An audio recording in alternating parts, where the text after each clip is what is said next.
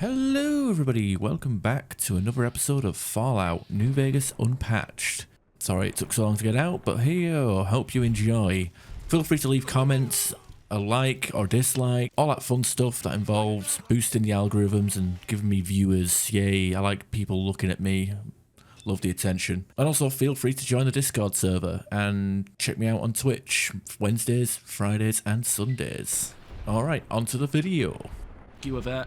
A weird quirk with the day one release is that Oliver Swanick, everyone's favourite boomer, respawns every few days. There he is.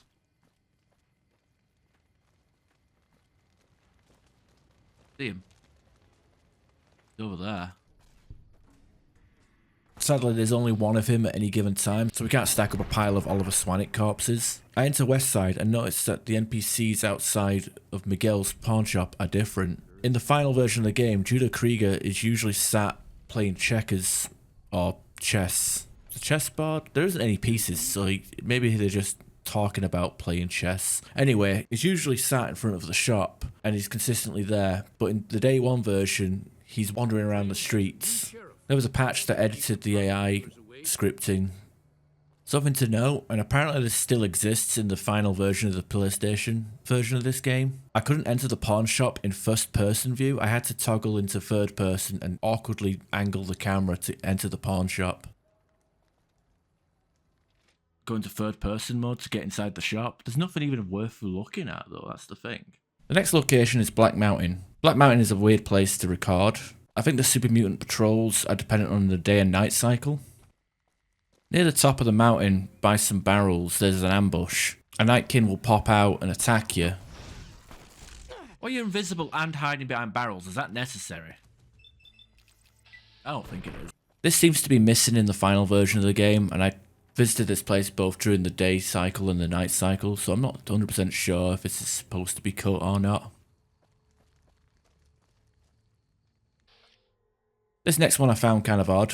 The Nightkin sniper was using a hunting rifle instead of Annabelle, and I have no idea why. Every single playthrough I've done of this game, the Nightkin sniper will always be firing Annabelle towards us, and they still had plenty of missiles left. I go and fix up Rhonda, which is usually how I finish this quest. And something I noticed in the unpatched version is Tabitha, after you leave the building, is surrounded by other Nightkin. Oh wait, there's a Nightkin master? Oh, she's got like guards. Jesus. In the final version, Tabitha is by herself. I can only assume this was patched to make the encounter easier.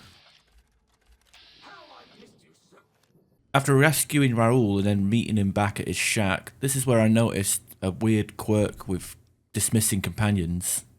In the final version of the game, companions will teleport to their home location, or the Lucky 38 if they're told to. However, in the day one version, they will actually walk back home. Okay, I lost its perk. And oh, wait.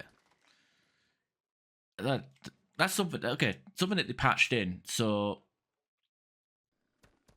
as you see here, Boone is physically walking back to Novak. Will he survive that trip? I don't know.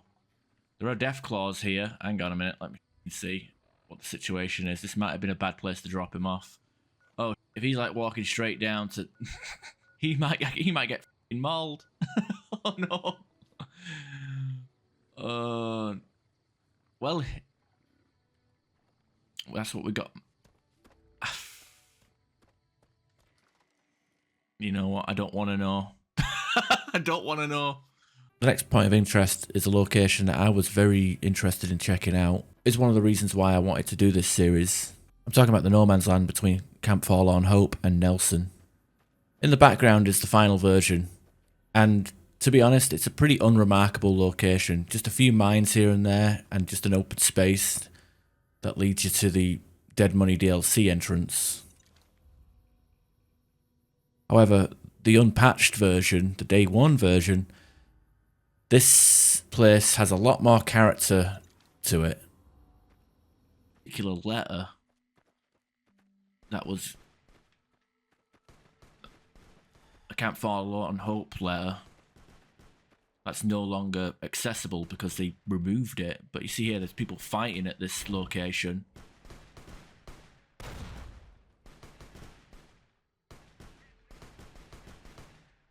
I see the Legion with the face masks have the radio voice.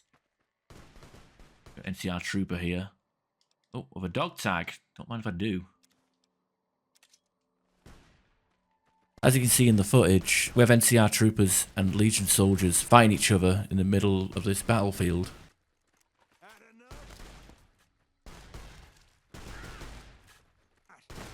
Man, this is a stalemate. These guys suck. Yeah, these guys got 2 dog tags. Ah!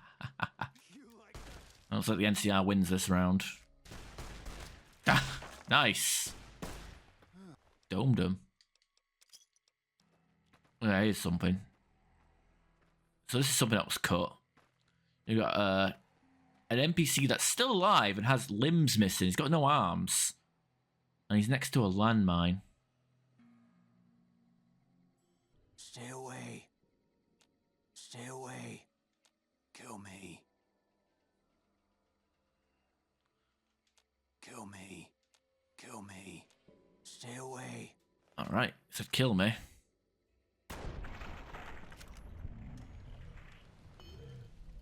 Spill blood. Okay, and it doesn't negatively affect your rep.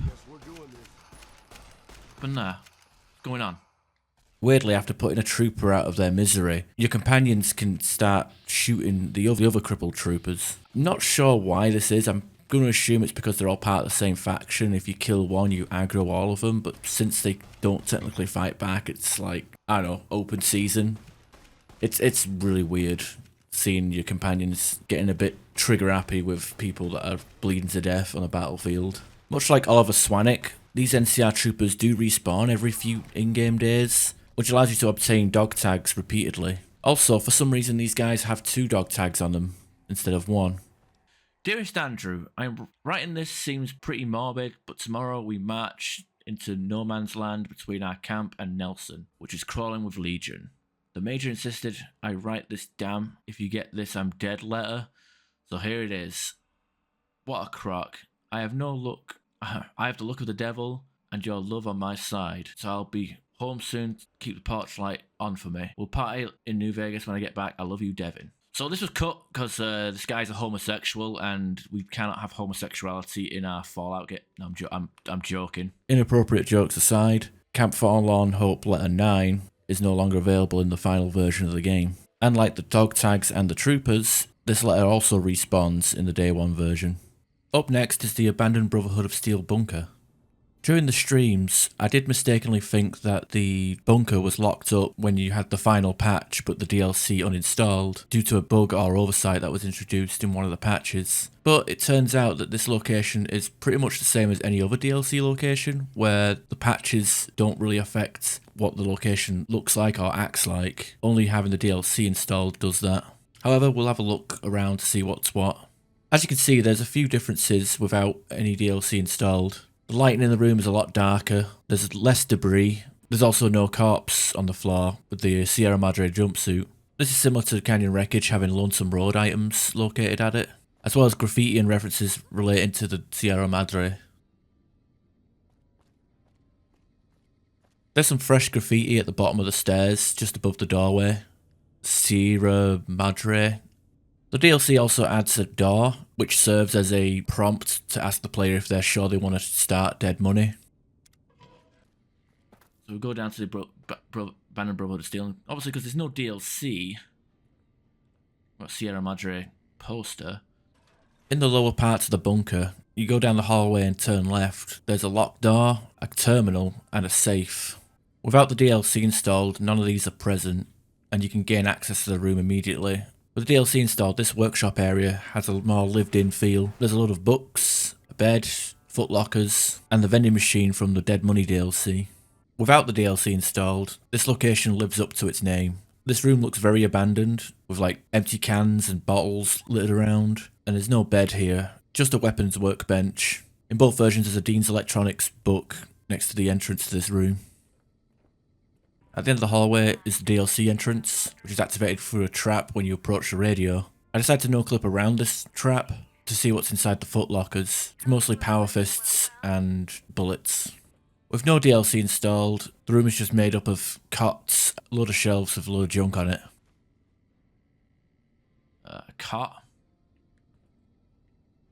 Some empty footlockers. Beans. Tin cans. Bullets. Just randomly generated loot, I guess. No, this has footlocker in it. Power fist.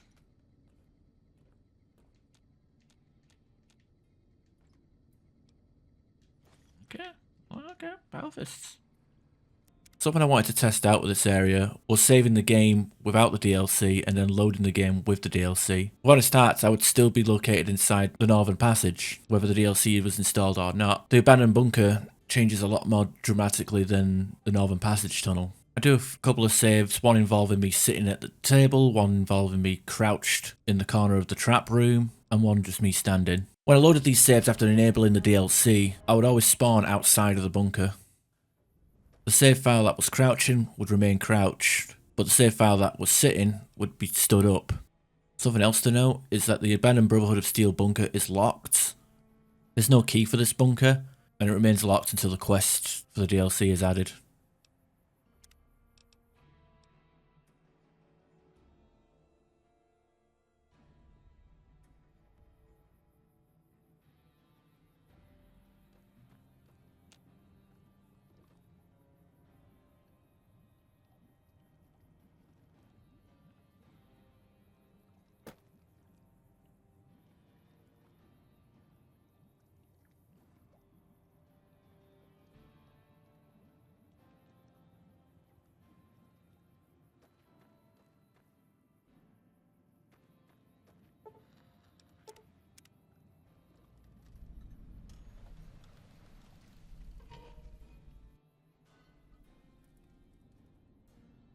At Camp McCarran, there are significantly more NPCs on the day 1 version. I notice this immediately when I hear gunshots from behind me.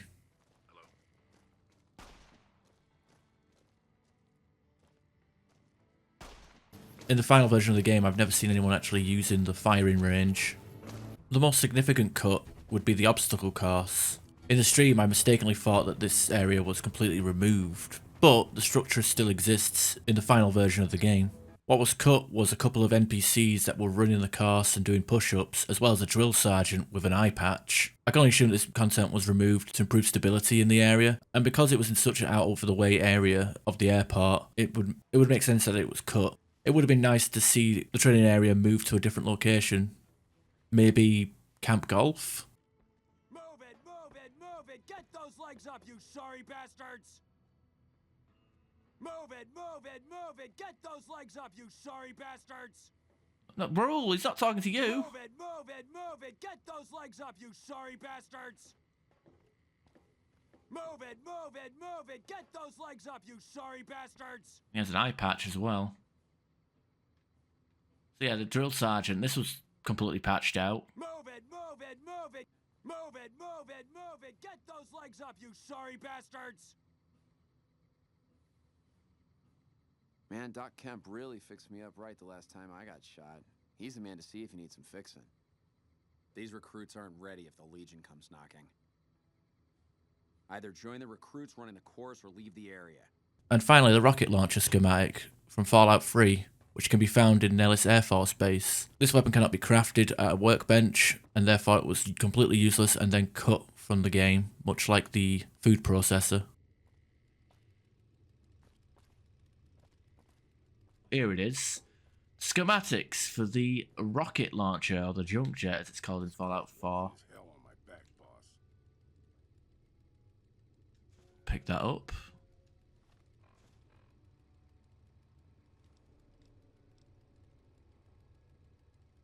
Our workbench combined vacuum cleaner, leaf blower, nozzle, and conductor. But I'm afraid you cannot make the rocket launcher in this game.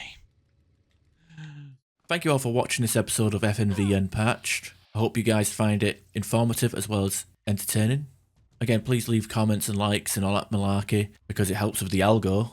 And I hope you all have a good day, good night, good forever. I'm going to try and get the next episode out within a month. So, yeah. Keyword try, because I am very bad at this. I'm so bad at making videos. Yeah. Despite being terrible, I want attention. So, like, comment, subscribe. Thank you. Bye.